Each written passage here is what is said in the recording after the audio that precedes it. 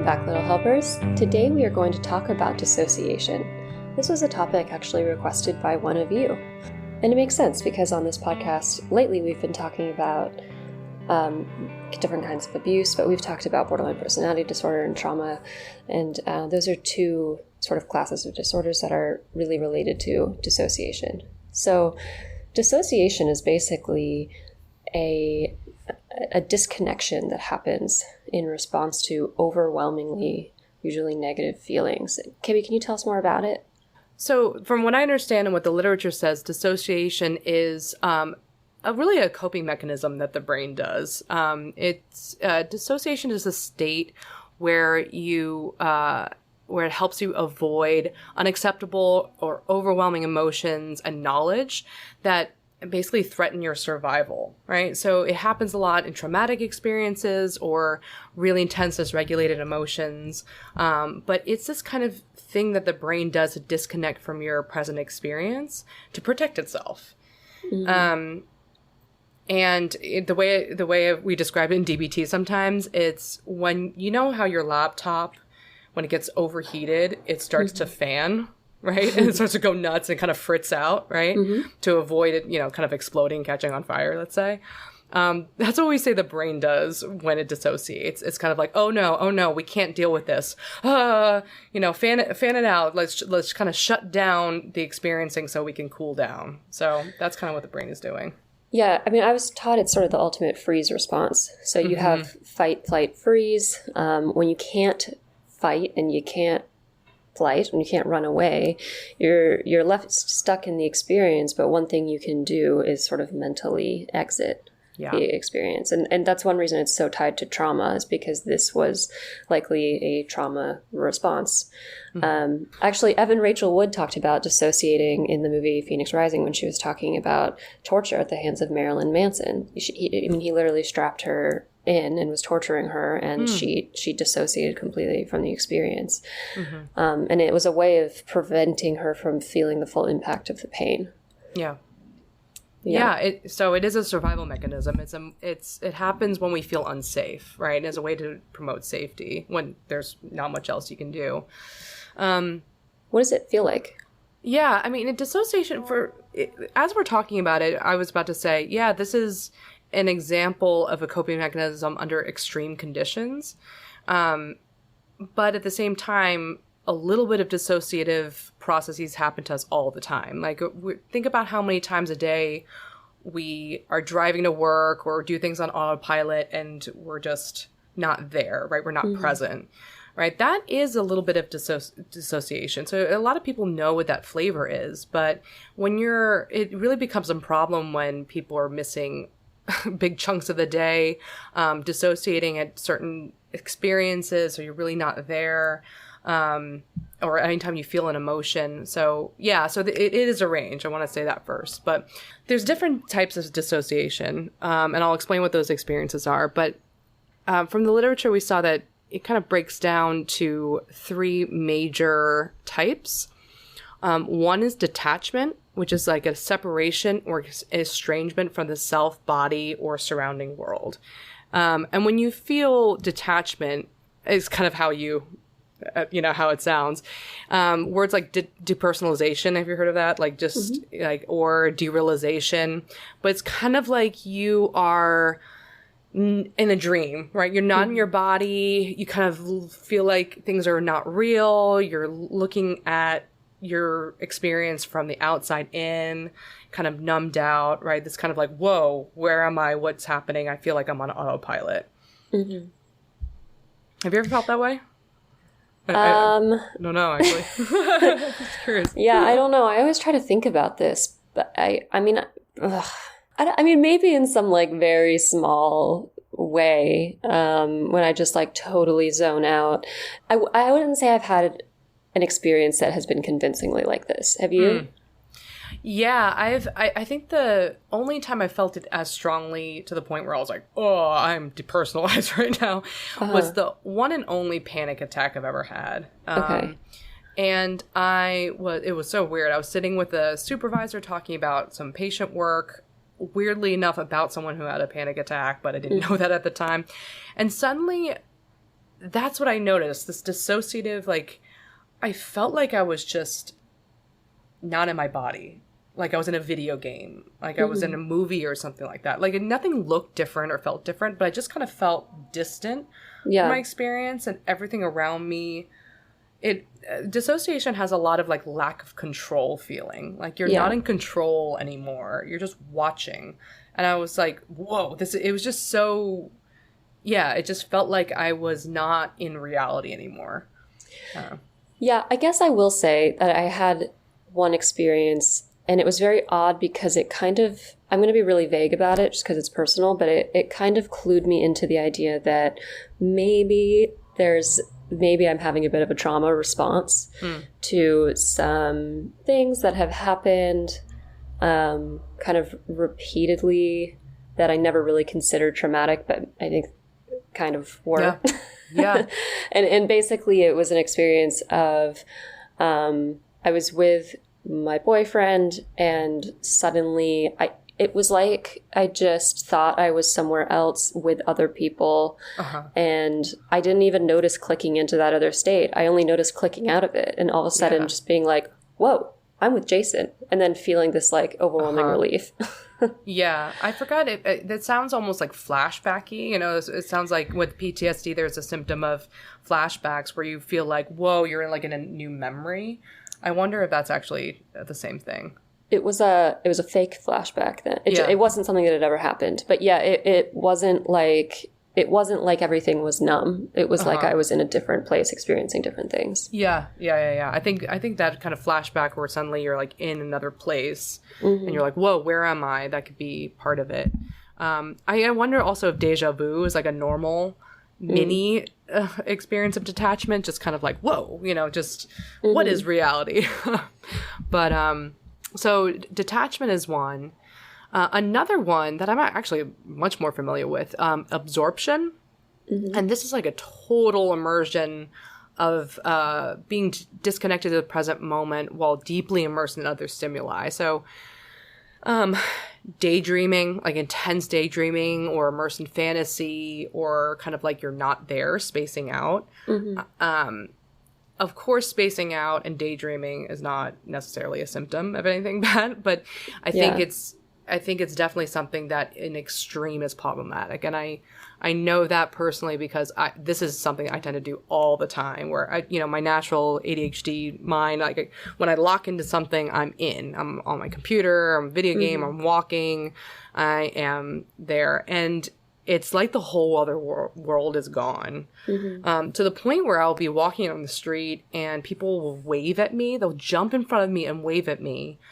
And I like literally would not see them until like they're inches away from my face. So yeah, I have a real big absorption. I daydream a lot to the point where I could watch a whole movie and literally have absolutely no memory of it. Yeah, Kibby's memory for TV shows and movies is really astounding. I mean... I get to watch things over and over, and it's new every time, so it just is really, really lovely for me. I mean, the cutest story was that this is total diverting from the plot, but when I came to interview at Duke, I saw that you followed me on Instagram. I was like, oh shit, she knows me from The Bachelor. And she did, and that's why she followed me, except by the time I came from interview, she had completely forgotten that she'd ever seen me on TV. Yeah. I watched it. Well, I was also crocheting at the time, but that's something else. But yeah, I will. I think that at times, especially when things are stressful, it's pathological because I will not have any visual memory of what's happening. I'm just so disappeared into my own mind that it's like I'm really not present. So that's a little scary, but that's an example of what that's form is like. So I guess what's interesting is like, I mean, this is kind of it's an escape from unpleasant feelings, but the patients and the friends I've talked to have normally described this as a pretty unpleasant experience, one they wish that they could get out of, and in fact have gone to lengths of self-harming in order to end the dissociation. So how do we explain that? I think the sad part about that is probably the dissociation was not as bad as whatever you might have been experiencing or think you might experience that risk your psychological safety. I mean, being lost in my own mind and being super, not present definitely would have, create some impairments in my life, cause problems, and it might be in itself very unpleasant, like being out of my body. But especially if someone has a trauma, that feeling of just, disengage might be slightly better, right? Or it might be just a survival mechanism that we have to help us get through like really scary, unsafe situations that may not work on a day-to-day basis when you just feel like super anxious, right? Yeah. The problem is, so this is it's a really, in a sense, helpful experience during a trauma if you have no other option. Yeah. But it can generalize so much to where after the trauma is long gone, you just click into dissociation immediately when you even sense the presence of a trigger. Yeah. When you have to think about anything related to the trauma and anything reminds you of the trauma. that's that's kind of the extreme state. And that's when it's really, really a problem. Yeah, when it happens, even outside the trauma, is true. The last form of dissociation, which I feel subjectively or clinically can be really tough. It seems to cause the most problems, in at least my patient in my life before, is compartmentalization. Okay. And this is like almost a classic conversion symptoms where your hand doesn't work or something like that, or you have this strange disease. But it's basically an inability to bring normally accessible information into conscious awareness. So it's like dissociative amnesia, it's also called. So in its extreme form, parts of your body don't work, or you don't have memories, right? Like you literally don't remember what happened in the past 2 days or during the traumatic event. You're compartmentalizing, you're cutting off a part of your experience and just tucking it away. In its most intense form can look like dissociative identity disorder. So you have whole parts of you, whole identities and personalities that are just tucked away into another part of your mind. Yeah, so what Kippy's talking about is what we used to call multiple personality disorder, but has now been rebranded to dissociative identity disorder. And what people need to understand about DID is that it comes from severe, severe trauma from childhood, right? It's... often, but doesn't have to be, yeah. Yeah. And this trauma is usually chronic, repeated. And so there was an experience of kind of cleaving off of the traumatized part so that the child can kind of manage to survive this, not be themselves in a way. Is that how you would say it? Yeah. Yeah. I want to give a shout out to all of this knowledge I'm talking about is from one of my previous advisors, Noga Zerubbabel, who's a brilliant trauma instructor, and she has worked with a lot of patients with DID and dissociative identities. And it's just so interesting because the way she describes it, she was, treating people that, this woman comes in one day and looks a certain way, just acts in a certain way, and they'll come in for another session and she visually will look different. Like her lips look different, her hair, like the way she carries herself. So it's really someone who's just like, okay, this part of me will hold the painful parts, the parts that I can't. If I knew that memory, I would fall apart. I would not be psychologically safe. So this part of me will hold it. Is it clear why so many identities can be formed? If you can have one identity hold the pain, then why can't your other identity be safe? Do we know why? With DID is so rare and that there's no research, not a lot of research on it. And dissociation in itself is a hard thing to research. What are you going to do, make people dissociate? Like it's actually luckily pretty rare, and as you can imagine, if someone's not present, disconnected, they have a hard time reporting. Right? Like to do research on someone who's not present is not easy. So we don't know a lot, but I imagine just based on clinical stories from Noga and other people is that the different parts might hold different sides. Like one side will be the one who is traumatized, the young side, the young part, the one that's the aggressive protector who will fight and will be the other part, right? So it might be that it's just the coping mechanism that kind of has to keep splitting off into different selves, different parts. It's actually called parts. It's such a tragic disorder. Okay, so you've treated somebody with who dissociates? Have you seen it in session? I have, yeah. I've treated a couple people with trauma and dissociation. And this is also, I mean, the research shows that it's really connected to post-traumatic stress disorder, right? Dissociation and PTSD often go hand in hand. Also with borderline personality disorder. And also, I think schizotypal personality disorder. It's another criteria where someone goes into a state of dissociation a lot, right? Okay. With BPD, someone is feeling all the sorts of emotions, not just maybe trauma, but not just trauma. And so their minds are just kind of, doing what it can to calm down or stay safe. Right. So in BPD, it's about this magnitude of emotion, like, holy crap, my anger, my sadness, whatever, it's off the charts. And so this is a way to escape. With trauma, it's the same thing, but usually it's because of a trigger. It's usually because it's related. Yeah. Yeah. Because of fear. Yeah, I have. It's,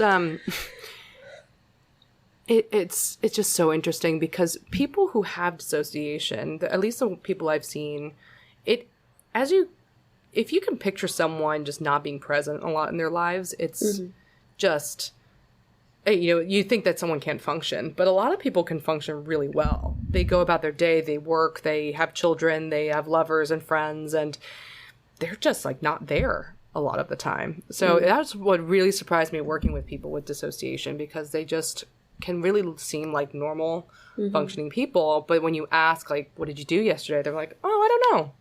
Does that sound weird? No, because I barely remember what I did yesterday, but they really will have blocks of blank spaces as one example. Yeah. So I'll give you an example of one patient I worked with. Of course, I'll keep all the private information private, but this woman came in who was, had anxiety and depression, kind of, but sounds like normal stuff, like relationships and jobs and things. And how we start with CBT is, okay, let's track your symptoms across a week. Like, let's write down when you're feeling something, when, you just start off with some monitoring and teaching people how to write things down, or just starting to notice their day-to-day experience. And then just realizing that, seeing her monitors, it was just like days that were just like, oh, what did you do on Tuesday? She's like, I don't know. Last thing I remember was being at this party talking to this person, and the next thing I knew it was Wednesday. Yeah. And I was like, what? Okay. So after a while, I was like, okay, let me try really assess this. And so I gave this tool, I'll link this on the website too, the Dissociative Experience Scale. It's DES for short. And this scale is, one of those typical measures of dissociation. It just is a scale like this. I'll kind of read out a couple of items so you could hear what they ask. Number one is, some people have the experience of driving or riding in a car, bus, or subway and suddenly realizing that they don't remember what has happened during all or part of the trip. Select the number below to show the percentage of time this happens to you, right? So 10, 20, 30%. Yeah, that's normal, right? But when you get to like 90 or 100, then it's like, some people have the experience of finding new things among their belongings they don't remember buying. Select a number to show the percentage of time this happens to you, right? So it's a scale where, some people have the experience at looking in a mirror and not recognizing themselves, right? That sounds like a personalization, derealization kind of thing. So, so giving the scale kind of ask about stuff that might be kind of normal once in a while, but this person was like 70%, 80% of the time was just like, oh yeah, that's a totally normal experience. I'll just come home and I'll find things in my bag and I didn't know how it got there. Wow. It's like, oh. Did she ever dissociate in session? Yes. So after that, I was realizing that she was dissociating like 70% of her life. I mean, it was just chunks of time that were gone. She knew that she had a tough childhood. But I did suspect that there was more trauma and abuse than, I mean, talking about emotional abuse, like we talked, there was probably a whole host of other kinds of abuses that she didn't really remember. And so that started to come out slowly. But in session, you know, when we started to talk about some memories in the past, you know, I would ask her to describe, you know, her childhood, and she would remember what's called flashbulb memories. Like, she remembered seeing a desk and a door and a person, but that would be it, you know, and know that there was something scary about that memory, but wouldn't know what it was. Or sometimes people with dissociation, as my supervisor Noga taught me, is people will have this feeling that they know, but it's somewhere else in their body. So they're like, she might ask them, like, is it something that you really don't know? Like, it's not there, like that memory is not there, or do you know and it's some other place? And sometimes they'll say, yeah, I think I know, it's in the back of my mind. Yeah. That sounds so unsettling to live with. I know. Yeah. So how do we help? I mean, someone's dissociating, what do you do? Yeah, I mean, seeing dissociation, I mean, this is from perspective of loved ones, it could be kind of alarming for the person watching, like the loved one. Like, when I knew this was happening, and when I was in the room, and I would gently talk about these past experiences, sometimes she would stop and make a face. She would just look, and her eyes would go wide, and she would freeze.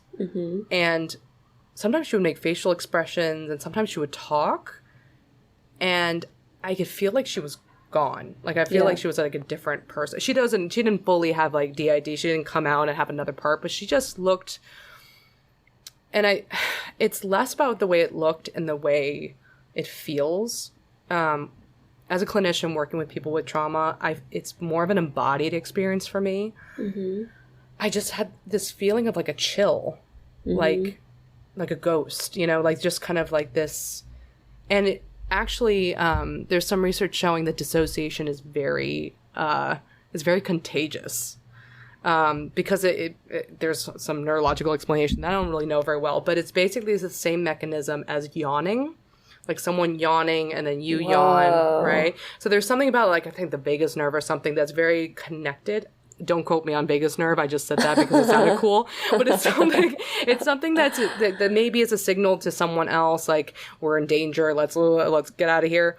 But I know when someone is dissociating, when I feel not there anymore. So I feel the chill, and then I feel like I'm floating, and I have to like do my strategies of like squeezing my hand or doing things to get me to stay in the room so I can get them to stay in the room as well. So yeah, it's just, for a loved one, it could be really alarming and very confusing. Very confusing. So there's techniques. I mean, basically you're talking about grounding techniques, how to stay. I mean, if your mind wants to float off into a different realm, how do you get it to stick around? Yeah. So grounding techniques are, at least this is what I learned clinically. And grounding is basically using your 5 senses to bring you back to the present moment. This is, for example, like smelling salts, right? So sometimes I would have like an essential oil that was really strong smelling in my office for this reason. Like, they smell it and go, woo, and they like kind of, it snaps them back into the present moment. The one that I really liked was using your feet, like using your body. And I would just like, okay, if all they can do is like feel their toes, okay, feel your toes. Maybe you could tiptoe into pressing the feet down on the ground, feel the feet. And then working your way, if someone is able to do it, it'd be like, okay, we're going to stand up and march, and you're going to just feel your feet slamming on that ground. Yeah. So it's like really intense sensory experiences, so you bring yourself back to the present moment. Okay. So what should a friend or family member not do? Oh, yeah. Well, I mean, okay, first of all, when you... if your loved one is going through something like this, see if they're able to to do this, right? Like, ask like, oh, okay, can you feel the seat below you, feel the ground below you? I'm here, I'm safe. Yeah. It's a signal that someone doesn't feel safe, right? So I imagine, like, in a therapy setting, right, like, there's a lot of work around talking about establishing that safety in relationship. But if you're with someone, make sure, like, what if you're out in a concert or something like that and that person dissociates? You want to work on getting them safe, right? Uh-huh. Sometimes that does require them to kind of get back to the present so you guys can exit the situation or problem solve. But, like, safety is that number one, and grounding kind of get that person back. So I wouldn't say like jump into grounding. Think about safety first. Yeah. And then bring in that grounding where it's like, okay, all right, can you feel your feet on the floor? You are safe. I'm here with you. Can you hear me? Listen to my voice, right? Like sensory experiences. Well, that's good to note, because I would imagine that most people's first instinct would be to like shake them and be like, what is going on? What is going on? Right. And that's interesting because it does kind of, I mean, it's like kind of that shock effect of like, like the smelling salts, but it also would not signal safety. Yeah. Don't shake your person and shame them. What's wrong with you? Don't do that. Yeah. And I think that some approaches that are often not helpful, at least I haven't found them helpful, is really delving into why in that moment. Okay. Like, wait, tell me what you're scared, like what's going on? There's clinicians have the balance of being able to like ground the person in the present moment. What are you feeling right now? Okay, take a deep breath, right? But you don't want to get them into a deep intellectual conversation about what's going on. Their minds are going bye-bye. Yeah. Right? And kind of asking them to reflect and do something complicated or help you and, that might be too much. They're overwhelmed. And I think remembering that they're just so overwhelmed, I wouldn't jump into like, what's wrong? What's going on? What's wrong with you? What's happening? Tell me what's, all right, let's get back to the present. Let's get safe. And then maybe after they kind of come back to themselves, then they can kind of explain or talk through what they were going through. But yeah. Yeah. Okay. No, that's definitely helpful, because I think that would be the second instinct somebody would have. Whoa, this is so weird. What's going on with you? Don't do that. Yeah, why this happened. So wait until this has passed before asking, hey, what was that all about? What do you think happened? Yeah. So the greatest challenge of all seems to be if you are the person who is dissociating.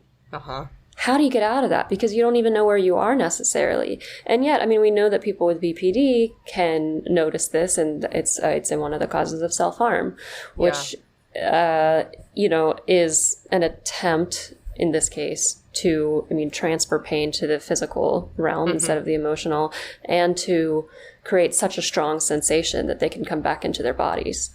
Yeah. Yeah. It's pretty tough for people who have really pathological dissociation and then discover that they have it.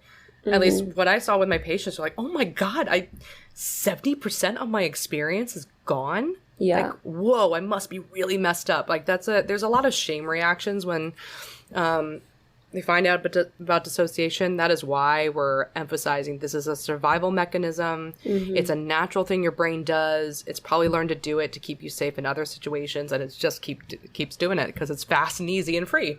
Yeah. So there's a lot of just like dealing with kind of the shock of like, whoa, I'm so messed up. And then just like regular CBT tools. I know my advisor wrote this whole paper. I'll link it to the site, but she wrote this paper called Staying Present, Incorporating Mindfulness into Therapy for Dissociation. And it's all about how, like, if you're dissociating, you're so used to coping by being away from the present moment. And one tool that we know really works well for all kinds of mental health problems is mindfulness. So learning to be present and paying attention. And so even just learning some mindfulness skills of like, even if it's mindfulness of your dissociation, that's like the first step, right? So like with any kind of coping strategy, it's like, oh, wow, okay, I'm like piecing out in my mind for 70% of my day. Let me work towards seeing if I could notice if I'm going into a dissociative state. Yeah. Right? Like some people can kind of feel it. Yeah. Some people could be like, okay, this is the trigger for me. This is what sets me off. Here are the thoughts, feelings, and behaviors that like lead to this state. Maybe I can start doing some grounding skills or emotion regulation skills before I go full blown dissociative state. Yeah. Like maybe when I'm starting to feel a little out of my body, get up and go take a walk, or get that smelling salt out. You know, get that nice, intense lavender scented oil, rub it all over my hands and take a deep breath and really be in the present moment. Yeah. Maybe a bite down on a piece of lemon, right? Get myself here. Hot sauce is great. Hot sauce. Sour candies is actually a fun thing that some people with dissociation will have like a bag full of like sour candies, like the Jolly Ranchers or something. They pop it in and it just brings you back to the present moment because your tongue and mouth is like really react to it, right? So so using those skills kind of earlier on in the dissociation, and then working on like knowing that it's a coping strategy for safety. What's going on? Like, do they feel unsafe? You know, how do we feel safe? Right? That's a whole area of therapy and work. Yeah. One simple grounding exercise you can do, and this is good if, for instance, like you don't have easy access to candy or, you know, scents or whatever, is to do, it's like 5, 4, 3, 2, 1. So what are 5 things that I see? What are 4 things that I hear? What are 3 things that I smell? What are 2 things I taste? What's 1 thing I can feel? Yeah. Or you can switch up the senses. But it's a way to get you practiced in, okay, I'm here, I'm right now. What am I actually experiencing? Yeah, let me stay in this moment. Yeah, that's a good one. Just like really, it's really giving like a mindfulness of exercise of like, let's focus on the present moment using my senses. What do I see, right? Another one that people like is holding ice, right? Another sensation. There are other types of ice skills, but if you just get ice and put it on your wrist or forearm, that intensity feeling is so strong. That also brings you back to the present moment. And that's actually a skill that we give to people who tend to self-harm when they dissociate, because hurting yourself, pain definitely brings you back to the moment, right? Your attention is not on the painful thing. It is not going away into outer space. It is right in the locus of pain, right? Your arm or whatever. But if you do that with ice, you still get that like pain response, but it's not damaging. Right. Yeah, I mean, the important thing to remember, and we'll do a separate episode on self-harm, is that it serves a function, and it serves it very well. It just has a lot of bad consequences. Yeah. And so if you can find things that serve the function but don't come with those consequences, it can be quite effective, and ice is good for that. Yeah. Yeah, as we're talking about these tips for loved ones, I also would caution to not, if you see your loved one dissociating and you're like, oh, I just listened to that episode on dissociation, I know what this is, like they're kind of blanking out, I wouldn't, you might want to ask them like, okay, like let's walk through, like let's get you back to the present moment. Is this okay? Feel your feet on the floor, right? But I wouldn't jump to sticking a bag of ice on their arm, or like I wouldn't like force a grounding experience on them, because it might be so scary for them and overwhelming, and they don't know what's happening, right? Yeah. And you really need to get permission from the person who's dissociating, like, okay, is it okay that we kind of get back here? Can you feel your feet on the floor? No, you don't want to do that? Okay, that's fine. You want to take a walk? No? Okay, that's fine. Splash some cold water in your face? No? Okay, that's fine, right?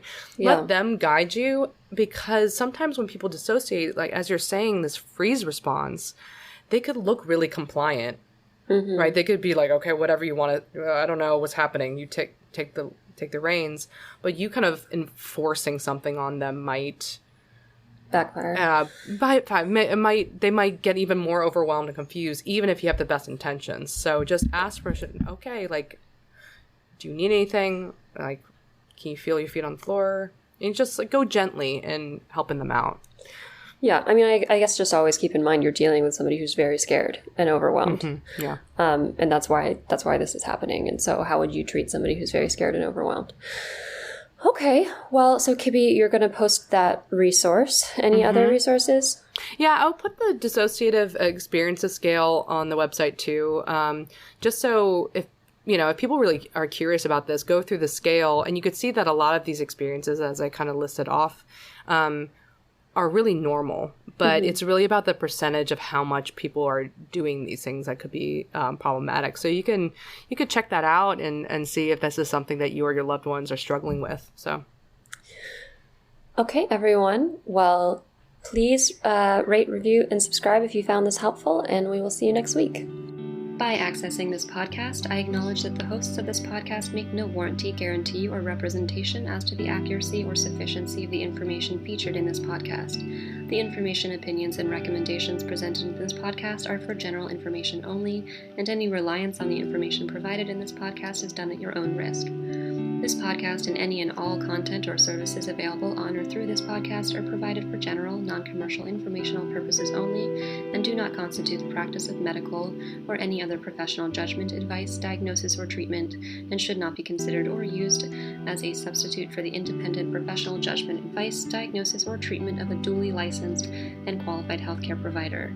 In case of a medical emergency, you should immediately call 911. The hosts do not endorse, approve, recommend, or certify any information, product, process, service, or organization presented or mentioned in this podcast, and information from this podcast should not be referenced in any way to imply such approval or endorsement.